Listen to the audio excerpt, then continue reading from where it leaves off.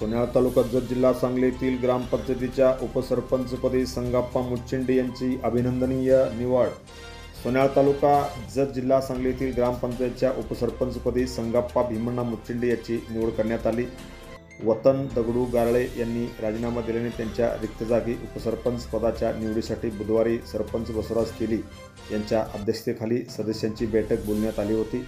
सामान्य शेतकरी कुटुंबातील आणि पूर्वी शेतमजूर म्हणून काम केलेले संगाप्पा मुच्छिंडे यांची उपसरपंचपदी अभिनंदनीय निवड झाली।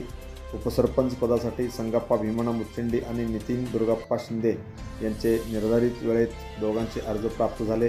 गुप्त पद्धतीने मतदान घेण्यात आले। गुप्त मतदानात संगाप्पा मुच्छिंडे यांना 7 तर विरोधी उमेदवार नितीन शिंदे यांना 7 मते असे समसमान मते मिळाली। सरपंच बसवराज तेली यांनी आपले विशेष अधिकार वापरून मुच्छिंडे यांना अधिकचे 1 मतदान दिल्याने मुच्छिंडे यांना 8 मतदान मिळाले।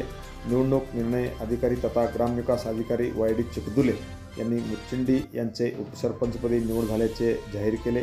गाव कामगार तलाठी श्रीमती नैना चव्हाण, लिपिक अशोक ऐवळे, सौ कविता सन्नोळी, संतोष परीट, बिराप्पा पुजारी यांच्यासह अनेक मान्यवर यांनी या निवडीसाठी प्रयत्न केले।